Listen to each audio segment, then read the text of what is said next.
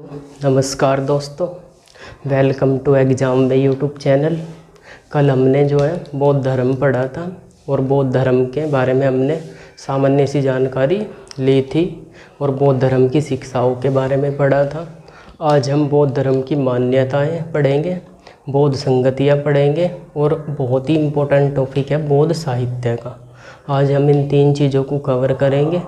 तीन चीज़ों के कवर होते ही बौद्ध धर्म हमारा कंप्लीट हो जाएगा। यहाँ से एग्ज़ाम में ज़्यादा सवाल बनते हैं बौद्ध साहित्य से, इसीलिए जो इस टॉपिक को हम बड़े सावधानी से तैयार करेंगे। आइए तो स्टार्ट करते हैं अपना टॉपिक, बौद्ध साहित्य। बौद्ध साहित्य, बौद्ध साहित्य का टॉपिक बड़ा इम्पोर्टेंट है और यहाँ से लगातार एग्ज़ाम में सवाल पूछे जाते हैं, तो हम इसे जो है बड़े ध्यान से पढ़ेंगे। बौद्ध साहित्य को क्या कहा जाता है? बौद्ध साहित्य को क्या कहा जाता है? उन्हें कहा जाता है त्रिपिटक। बौद्ध साहित्य को कहा जाता है त्रिपिटक। त्रिपिटक का मतलब क्या होता है? इसका मतलब होता है तीन टोकरी। त्रिपिटक का अर्थ क्या होता है? इसका मतलब होता है तीन टोकरी। और इनकी भाषा कैसी होती है? इनकी भाषा है पाली। आप ध्यान रखेंगे। तीन टोकरी जो है, तीन टोकरी कौन कौन सी है? एक तो है सुत्त पिटक, एक तो है सुत्त पिटक, एक है विनय पिटक और एक है अभिधम पिटक। ये तीन टोकरी है, सुत्त विनय अभिधम की तीन टोकरी है। तीनों को मिलाकर ही त्रिपिटक कहते हैं। अब देखो हम यहाँ पर एक एक करके पढ़ेंगे। सुत्त पिटक, सबसे पहला सवाल, सुत्त पिटक सबसे बड़ा है, आप ध्यान रखेंगे। सुत्त पिटक जो है तीनों पिटकों में, दोनों में सबसे बड़ा जो है सुत्त पिटक है। इसकी रचना किसने की थी? रचना इसकी आनंद ने की थी, आप ध्यान रखेंगे। और सबसे इम्पोर्टेंट सवाल जो है इसमें, जो एग्ज़ाम दृष्टि से सबसे महत्वपूर्ण है और पूछा जाता है, वो है इसके अंदर है क्या? तो आप ध्यान रखेंगे, बुद्ध के उपदेशों का संकलन। इसके अंदर है क्या?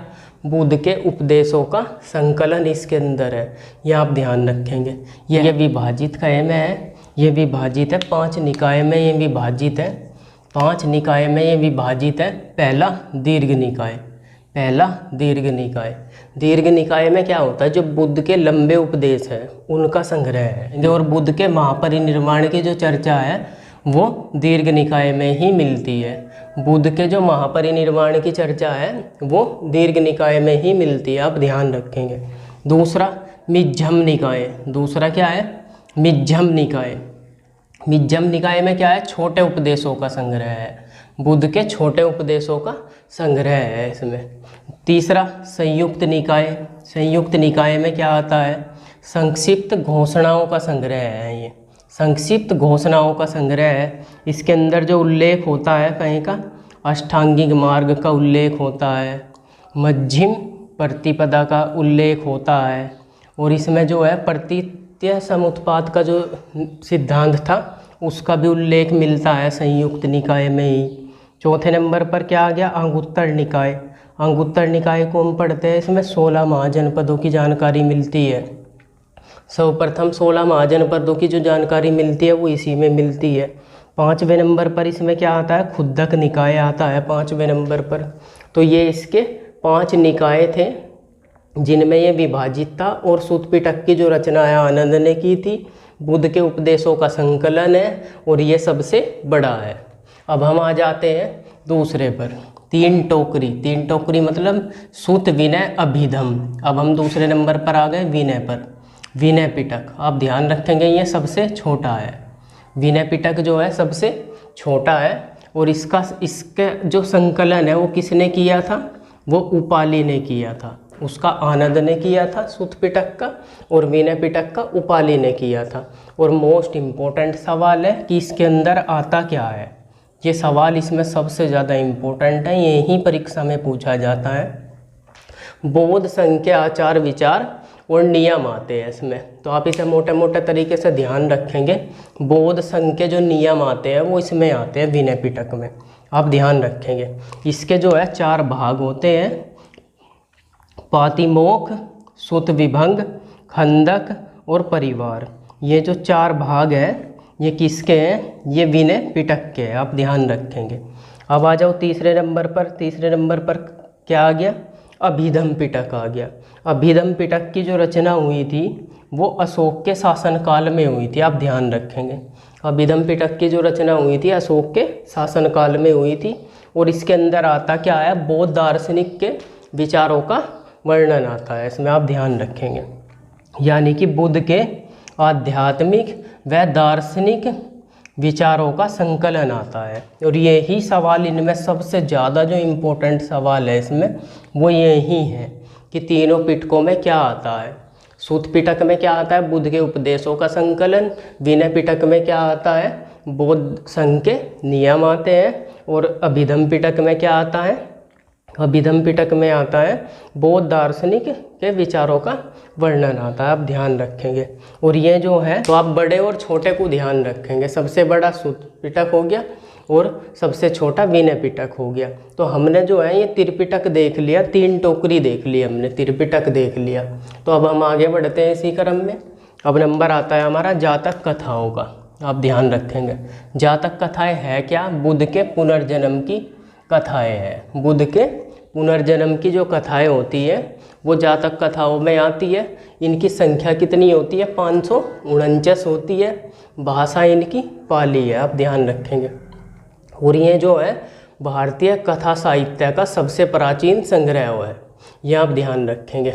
अठकथाएं क्या है, अठकथाएं क्या है, त्रिपिटकों के भाष्य है। जो ये त्रिपिटक है थे इन पर जो भाष्य लिखे गए थे वे अठकथाएं हैं। निदान कथाओं में क्या आता है, आप ध्यान रखेंगे। निदान कथाएं जो है 3 भागों में बट जाती है। दूर निदान, अविदूर निदान, सांतिक निदान, ये 3 भागों में बट जाती है। दूर निदान में क्या आता है, बुद्ध के पूर्व जन्मों का विवरण आता है इसमें। और अविदूर निदान में क्या आता है, जो बोधिसत्व हुए हैं उनका पुनर्जन्म के लिए आग्रह जो प्रार्थनाएं की गई थी वे आती है इसमें। जो बोधिसत्व हुए हैं उनके पुनर्जन्म के लिए, उनके पृथ्वी पर पुनर्जन्म के लिए जो आग्रह जो प्रार्थनाएं की गई है वो इसमें आता है। सांतिक निदान में क्या आता है, सर्वप्रथम बौद्ध धर्म में दीक्षित होने वाले जो व्यक्ति थे उनका वर्णन आता है। जो बौद्ध भिक्षुक सर्वप्रथम बौद्ध धर्म में दीक्षित हुए थे उनका वर्णन जो आता है वो सांतिक निदान में आता है, ध्यान रखेंगे। अब यहाँ से एक सवाल और इम्पोर्टेंट बनता है, वो बनता है बोधिसत्वों का। ये आप ध्यान रखेंगे। बोधिसत्वों के पुनर्जन्म के लिए आग्रह किया गया है अविदूर निदान में। और आप ध्यान रखेंगे बोधिसत्व व्यक्तियों के नाम याद रखेंगे। अब मैंने ये 6 होते हैं, मैंने लिखा है इनको। अवलोकितेश्वर, अवलोकितेश्वर, आप इनमें ध्यान रखेंगे। पद्मपाणि, इनका चिन्ह क्या है, पद्मपाणि। और आप इनमें याद रखेंगे क्या, इनके गुण याद रखेंगे आप। तो ये जो अवलोकितेश्वर थे इनका गुण क्या है, दया। तो ये आपसे सही मिलान में आता है कि अवलोकितेश्वर का जो है गुण है दया। और मंजूश्री, मंजूश्री का क्या है गुण, क्या होता है इनका, बुद्धि को परखर करना। तो यही सवाल इसमें इम्पोर्टेंट है, आप इनके गुण याद रखेंगे। प्रधान बोधिसत्व जो है वो थे अवलोकितेश्वर। प्रधान बोधिसत्व कौन थे, अवलोकितेश्वर थे।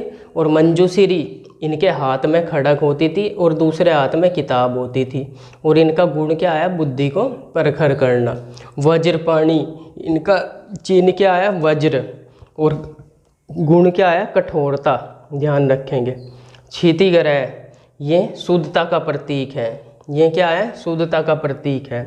अमिताभ, अमिताभ क्या है, संसार के आधिपत्य के रूप में इन्हें देखा जाता है। संसार के अधिपति के रूप में इन्हें देखा जाता है। मैत्रेय, मैत्रेय की बात करें अगर हम तो इनके ये क्या है, कलशधारी ये होते हैं ये। और इन्हें जो है भावी बुद्ध कहा जाता है। एग्जाम में 1-2 बार पूछा गया है, भावी बुद्ध के तौर पर किसे देखा जाएगा, भविष्य के बुद्ध कौन है, तो वो मैत्रेय है। तो ये थे, ये मैंने आपको क्या बताया, बोधिसत्वों के बारे में जानकारी दी। तो जो साहित्य का जो टॉपिक है अभी वो और आगे बढ़ेगा, इसी क्रम में हम और आगे बढ़े। इसमें अगला बौद्ध साहित्य जो आता है वो आता है दीपवंश और महावंश का। ये जो है सिहल द्वीप, यानी कि इसके अंदर जो है श्रीलंका का इतिहास मिलता है। इसके अंदर क्या मिलता है, श्रीलंका का, और थोड़ी सी जानकारी जो मिलती है वो मिलती है मौर्य वंश की।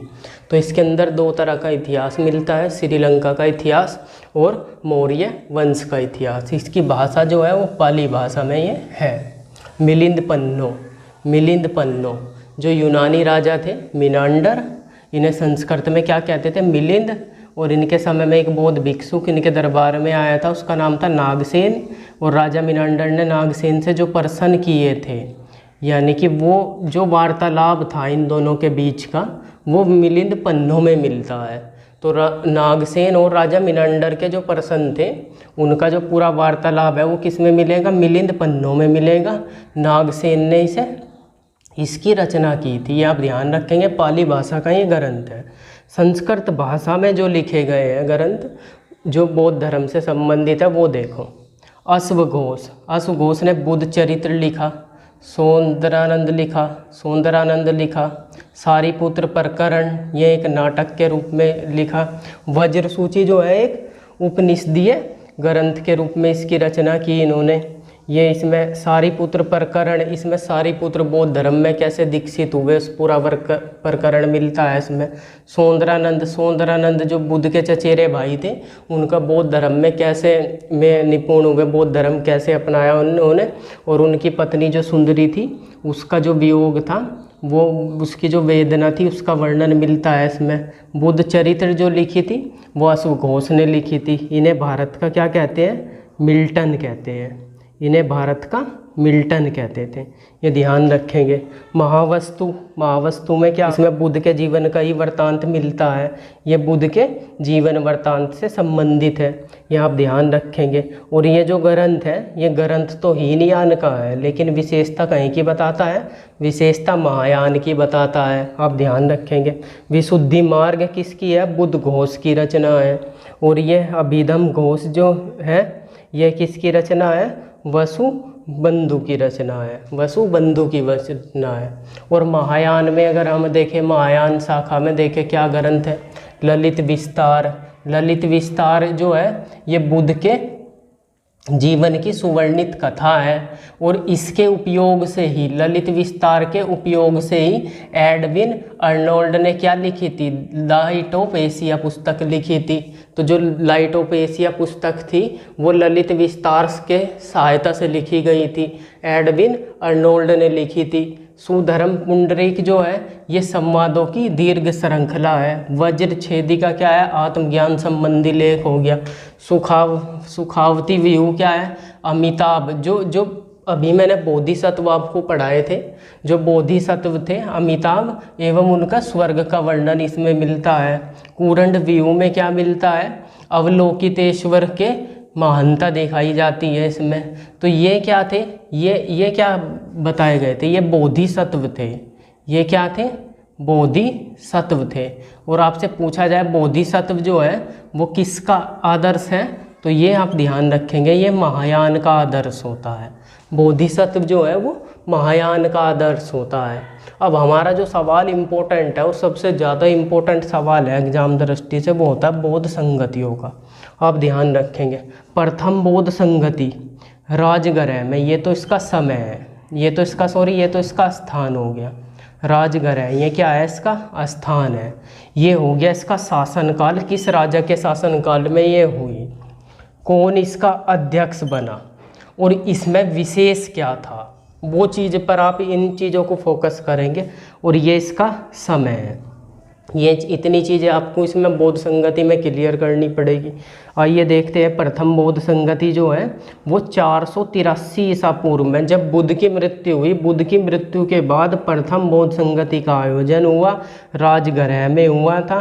शासनकाल था अजातशत्रु का, अध्यक्ष जो बने थे इसके महाकश्यप बने थे। और इसके समय में जो रचना हुई थी, सुत्त पिटक और विनय पिटक, 2 पिटकों की रचना हुई थी इसके समय में। यानी कि प्रथम बौद्ध संगति के समय क्या हुआ था, सुत्त पिटक और विनय पिटक की रचना की गई थी। इस सुत्त पिटक की रचना किसने की थी, आनंद ने की थी, आनंद ने। विनय पिटक की रचना किसने की थी, उपाली ने की थी।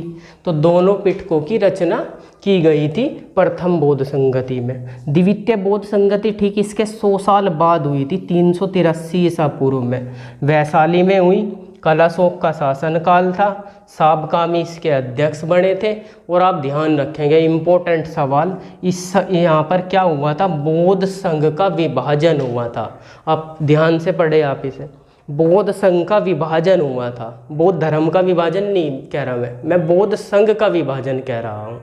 बौद्ध धर्म का विभाजन नहीं, बौद्ध धर्म का जो विभाजन हुआ वो चौथी संगति में हुआ था।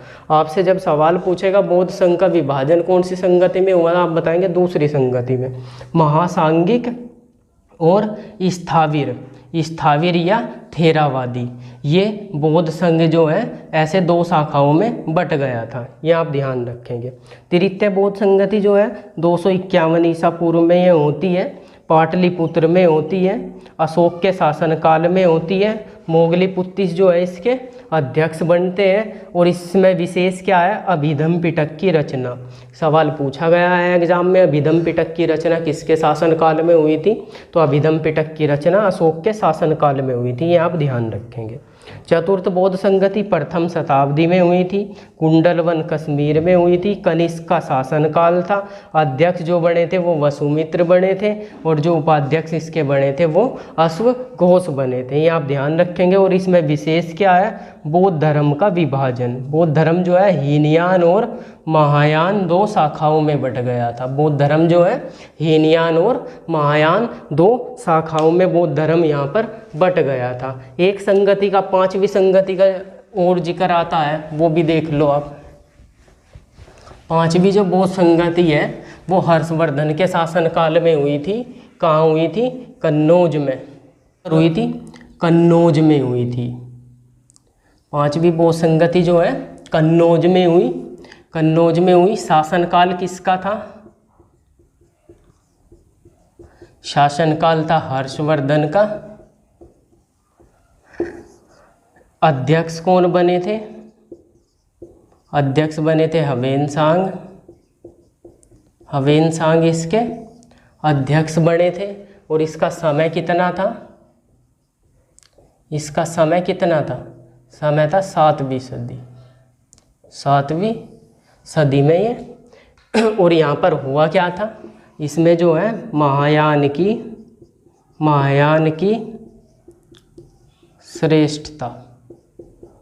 श्रेष्ठता सिद्ध हुई थी। तो ये पांचवी बौद्ध संगति का भी वर्णन मिलता है जो कन्नौज में हुई थी, हर्षवर्धन के शासनकाल में हुई थी। हवेनसांग इसके अध्यक्ष बने थे और इसमें महायान शाखा की श्रेष्ठता जो है सिद्ध हुई थी। तो ये थी हमारी चारों बौद्ध संगतियाँ। आप ध्यान रखेंगे चारों बौद्ध संगतियों का। बौद्ध संगतियों का सवाल इम्पोर्टेंट है, एग्जाम में पूछा जाता है।